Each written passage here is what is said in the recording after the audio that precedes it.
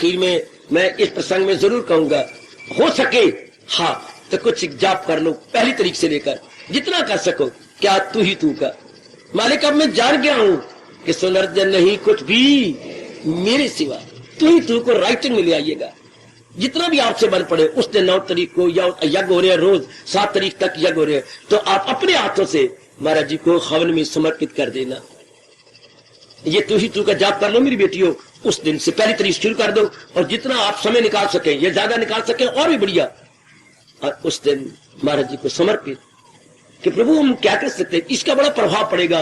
दाता एक तू ही तू है, तू ही तू का कौन सा श्लोक है गीता जी के अंदर, किसी की ना कुछ बात फकत एक वही जात बाकी है, एक वही जात रहने वाली है, बाकी तो सब जीव एक विशेष काम किया चल दिया, विशेष काम किया चल दिया।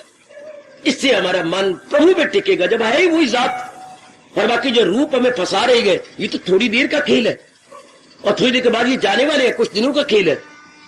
इसलिए इनकी हम सेवा तो कर रही है, जितने हमारे संपर्क में आता है, हमसे जितना बन पड़ता है, हम उनकी सेवा में लगे हुए हैं, लेकिन मन अपना महाराज जी में रखेंगे। यही आपका धर्म पुकार पुकार के, गीता धर्म पुकार पुकार के कह रहा है, जा है कृष्ण मेहरबान, सब कुछ वही है। अगर मुझको मन में ये मैं और आप कभी भुला सकती है 18वें अध्याय का ये फरमान, अगर मुझको मन में बसाएगा तू हर रोग से पार जाएगा तू। और याद रखिएगा, सबसे बड़ा रोग है आवागमन।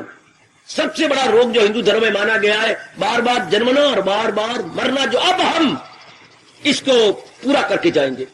जन्मे हैं, याद रखें मेरे बच्चों, हम जन्मे हैं फिर न जन्मने के लिए, हम मरेंगे फिर न मरने के लिए।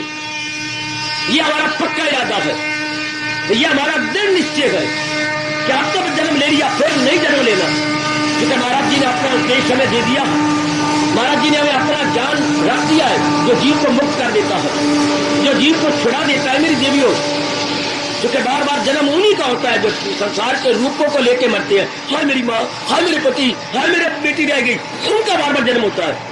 और जिनको लबों पे भगवान, जिनके कंठ में भगवान, जिनकी वाणी में भगवान, जिनके मन में भगवान, जिनकी बुद्धि में भगवान, जिनके व्यवहार में भगवान, उनका क्या जन्म होगा। उनके लिए तो मेरे भगवान कहती है, लगाई थी लौ जिससे हासिल हो। यही आपको पाठ पढ़ाने आया हूं और यही पक्का करवा रहा हूं। जितनी शक्ति मेरे प्रभु जी मुझे प्रदान कर रहे हैं, उसी शक्ति पर आपको लुटाता हुआ यही पक्का करवाना चाहता हूं। हम सदा प्रभु का चिंतन करेंगे। आ गया ये पावन दिवस, और भी कोई पुण्य कमाना चाहे मुझे बता देना, मैं आपके साथ हूं। मैं आपको तरीका बताऊंगा कि इस तरह पुण्य कमा लो, इस तरह आप कर लो, ताकि काफी पुण्य आप महाराज जी के दिन तक कमा ले।